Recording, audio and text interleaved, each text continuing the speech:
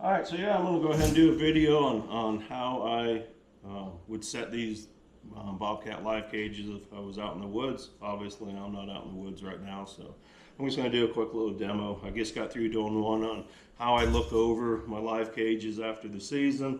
I'm starting to do that, go through a bunch of my cages and making sure they're in good working condition. This one here seems to be in pretty good working condition, so I'm going to use it. This particular cage here was made by a gentleman out of Idaho, Bernie Nelson's awesome guy. He's associated with the Idaho Trappers Association and the Intermountain Fur Harvesters Association. Great guy. He makes these by hand. You can get a hold of him if you want to buy some. He'd be more than glad to make some for you.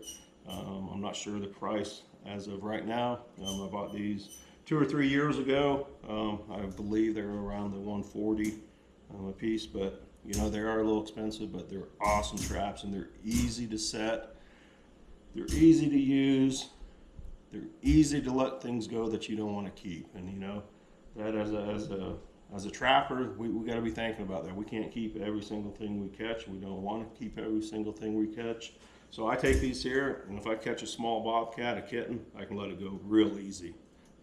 If I catch a female bobcat, I can let it go real easy. After the trapping season and I'm tagged out for bobcats, and I can't trap bobcats anymore, but I can still trap fox, skunk, badger, coyote. I'll still leave these set, and if I do catch a bobcat, man, they are so easy to let go. Let's say I've got a bobcat in there already. All I do is kind of flip it over. Of course, I'm using my foot or something to flip it over with. Once it's upside down, kind of like this here, that door will pop right open, and out comes the critter that's in there. You know, whatever it is going to come running out. They're just going to take off. They're going to keep going. They're not even going to think about you standing there. So yeah, that's the big reason I use these. I've got about 75 of these. I keep buying more every year. So, you know, the idea of these, when you set them, of course, you got the doors opened up. Here's your set like that. Critter walks in there, bait's hanging back here or back here on the base of the trap. They step on this pan here, that comes down, the rings come down, and they're caught.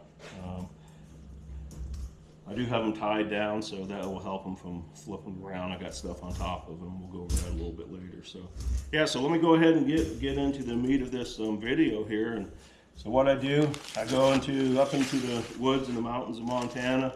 We got lots of hills, lots of trees, lots of snow. That's the kind of stuff we have to deal with. We're not flat ground area. So I'm looking for creek bottoms, draws, ridges that have roads by them, because these bobcats are going to be walking up and down these roads in the wintertime looking for the rabbits. They're going to be walking up and down these draws and creek bottoms and ridges looking for food. So I found me a good place I think is going to be a place I'm going to be able to catch a bobcat.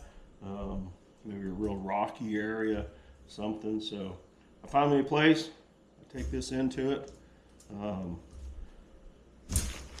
set it on the ground. I use these black plastic garbage bags. These things work awesome. So, you know, like, we get a lot of snow here in Montana, so I go out and put all these cages out in November, trying to get a head start on my fox and skunks and stuff, because there is no season on those. And then once December 1st comes and it's bobcat time, it might have snowed a little bit already. And then by the end of February 15th, when the season closes, there could be a lot of snow. So I put them in these bags. And then I kind of roll and tuck things around a little bit. Make sure it's all back in there good.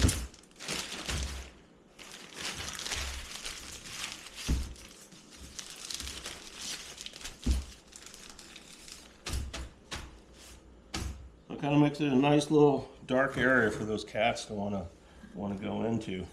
I have this little block of wood here. It's inside the cage when I'm walking back in. Put it up here right by the door. I've got my cable. It's going to be tied to a tree because some people like to steal these traps. So I cable them to a tree. I use bigger cables now than this here.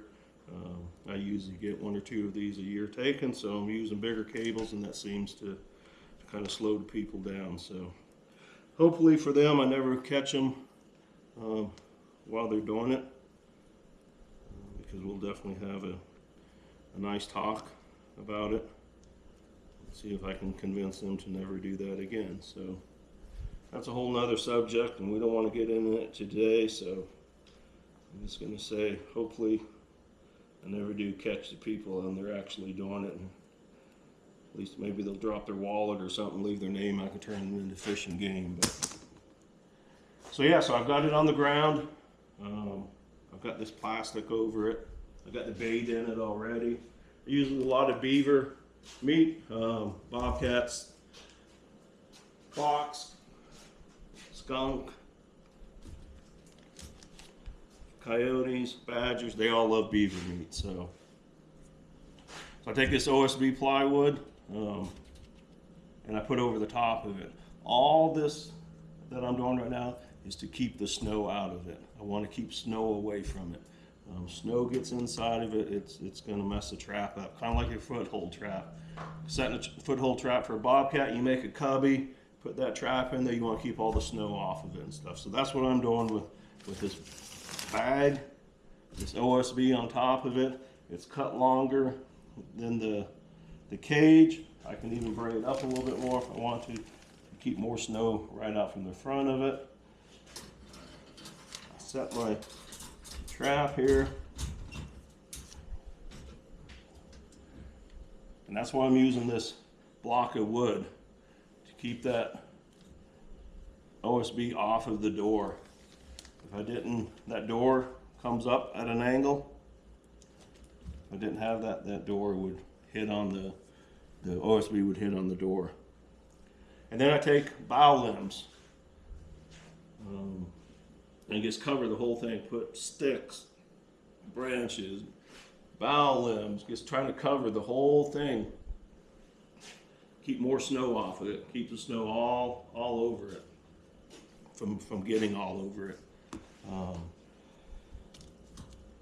Plastic on the bottom. If I set these before the snow comes, all I got to do is just keep the snow out from in front of it.